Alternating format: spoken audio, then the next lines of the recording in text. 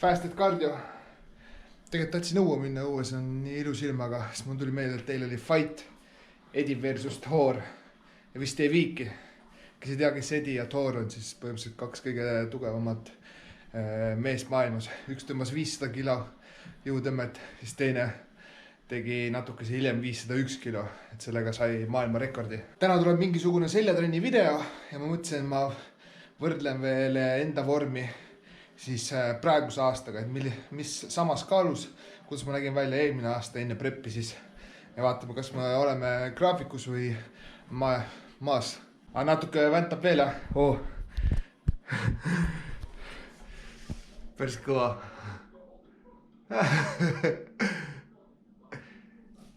Eddie's getting mad. Kiire pre-workout, kanahakliha, seened, sibul, mis roheline, see on vist suvikõrvits ja siis ma leidsin aspargust või spargelkapsast, mis iganes see on. Ja ma mõtlesin, ta on airfryer'is teha seda. Aga see kuivatas, see on nii ära, et ma ei tunne mitte midagi. Ma puulehti sööks. Ja nüüd ma olen teinud riisiputru endale pre-workoutiks, mingi 100 grammi. Suht hästi kuidagi kiired süskareid vaata, otse verre, jumala hästi toimib ja hoiab kõhtu täis ka, nagu trenni lõpuni on energiat siis. Nii et sööb seda ära ja siis hakkab varsti trenni liikuma. Aga airfryeri spargelkapsas no good.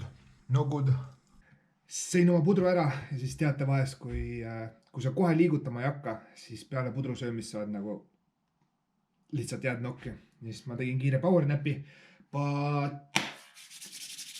pre-workout time now. Praegu ma võtan Red Veilerit, see on selline, no ajab asja ära, 2 kuupi seda, stimulantide koha pealt sa saad 200 milligrammi kofeiini, mis on selline minu jaoks täpselt paras, nagu üle selle juba läheb liiga paljuks, alla selle on ka okei, aga 200 on täpselt selline paras. Aga mis ma siia juurde võtan? L-citrulliini. Miks? Sellepärast, et enamus pre-workoutides ei ole õiget kogus sees, näiteks nagu siin ka. Selle 2 kuubi peale ma saan täpselt ainult päris citrulliini 1,5 grammi. Efektiivne doos hakkab 7 grammist. L-citrulliin, üks võib-olla kõige suurema või parema toimega pre-workout koostisosasid. Ja mis ta teeb, ta aitab su kehal lämmastikoksiidi vabastada või siis toota. Ja selle tulemusena aitab su veresoontel laieneda ja parandab hapniku sisaldust. Teiseks läheb juurde piperiini. Piperiin põhiliselt aitab stimulantidel ja kõikidel nendel ainetel, mis sees on, paremini toimetama hakata ja nad kestavad kauem. Siis piperiini üks. Kolmandaks ma võtan juurde beta-alaniini. Ma küll ei tunne, et ma sellest mingit performance boost'i saaks. Küll aga, kes on beta-alaniini või mingid teisi pre-workout'e võtnud ja on tundnud seda, kuidas keegi lihtsalt näeltega niimoodi torgib sulle, eks, suht selline, kellele meeldib, kellele ei meeldi, võib-olla natukene häiriv tunne, aga minu jaoks just see ongi selline väike boost, et nüüd sa tead, nüüd on game time ja nüüd läheb andmiseks.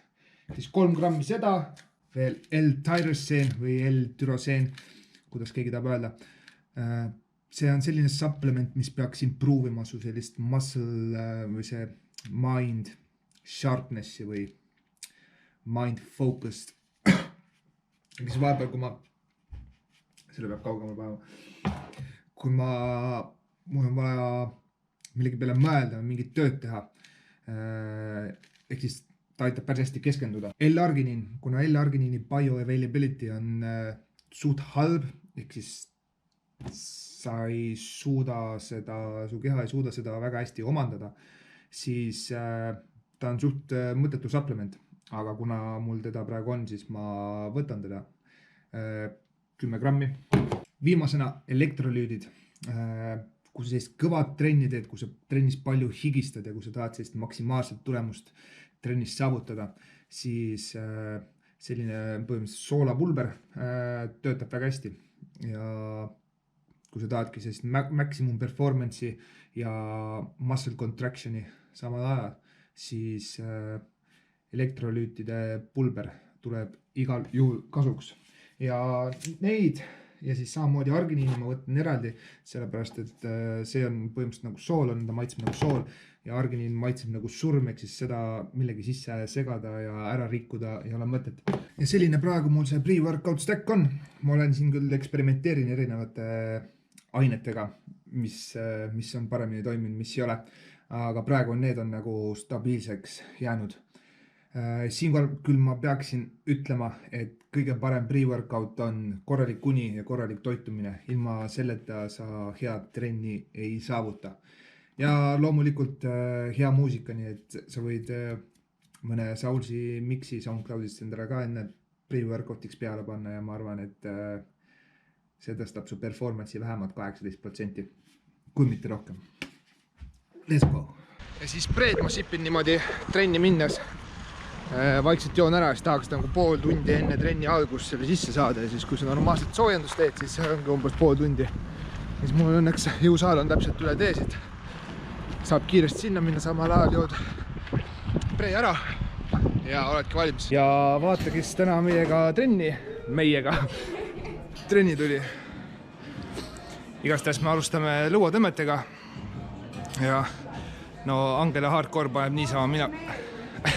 Ja ma pean tegema kummiga 4 seeriat ja 10–12 kordust.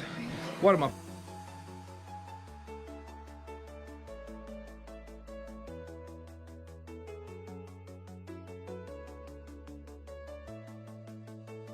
Teiseks on siin one arm lat pull down, see on mu üks lemmikuid harjutusi praegu. See on hea, sellepärast siin saab 2 kätt või 2 poolt eraldi töötada. Ja saad paremini seda fookust võib-olla. Ja jälle 4 seeriat, 10 kordust. Hea nipp on veel, kui sa hoiad kätt selle lihase peal, mida sa töötab praegu näiteks siin. Hoiad lätside peal, sa tunned täpselt, kuidas see läts töötab ja kas ta üldse tööle hakkab.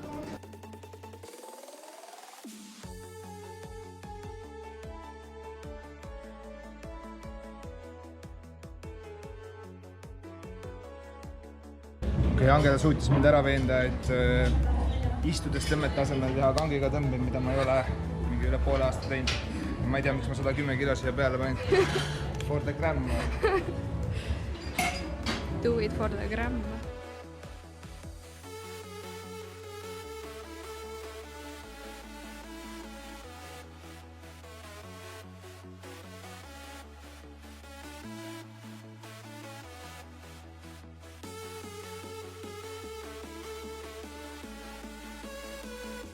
Ja veel üks lat pull down variatsioon.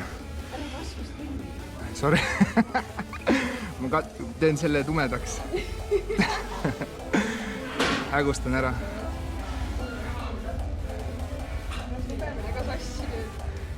No, tee 10 veel.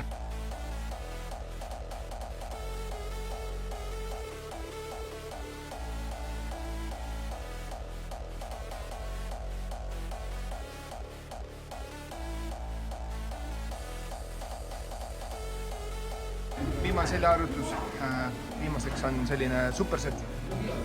Juba viimane. Teeme veel ikka. Me oleme mõned harjutused teinud. 4 harjutust. Ei ole viimane. Niimoodi, et täitsa üles ei lase ja siis tuleb kohe sellised row'id peale.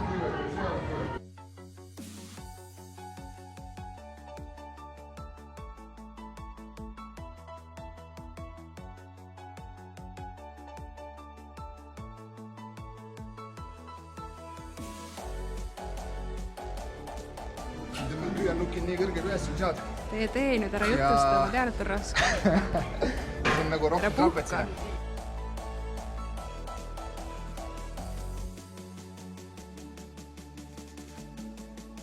Esimene piitsa harjutus võimalikult heavy, natuke võid kehaga aidata üles ja kes lased 5 sekundit alla nii aeglaselt kui võimalik.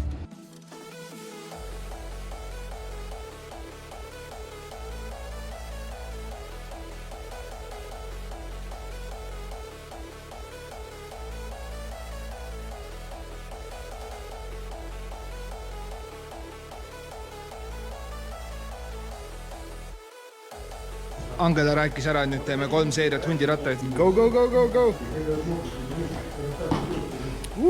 Davai, minu kord. See oli nii... Jee! Nüüd ilma käteta. Kätel seisma ja siis olid kätega järjest seina lähemale. Käed peab täiesti vastu seina minema ja kõht ja kõik. Ja see ongi niimoodi tartma, siis katsud põlved sirgeks saada ja siis katsud kõhu sisse tõmmata ja siis käed õlgade laiuselt ja siis tõmbad kõhu ja põlved sirgeks. Ja siis sa peaksid täiesti pihupesad siia alla oskad tulla, kõnnika tagasi kättega. Minust iluvõimest ei saa vist. Tegelikult meelega siin naermis on raskem. Efektiivsem.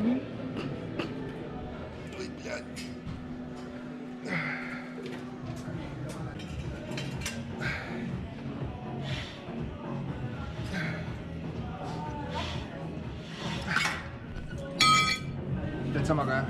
Jah. Davai, ja trenn oli. Tšau! Eile oli mul refeed day, seega täna oli mingi jõhker pamp, väga hea trenn oli. Ja ma sõin siis eile 500 kalorit rohkem kui muidu. Ja mis naljakas on see, et ma võtsin veel 300 grammi alla. Kui sa täpselt tead, kuidas oskad neid planeerida õigesti õigetel aegadel, siis see ongi see, et sa saad rohkem kalorit peale, su metabolism kiirendub ja kõik nagu hakkab veel paremini tööle. Selline video siis täna. Ma teen selle vormi võrdluse järgmises videos, kuna see muidu venib liiga pikaks. Aga aitäh kõigile vaatamast ja see you on the next one. Bye!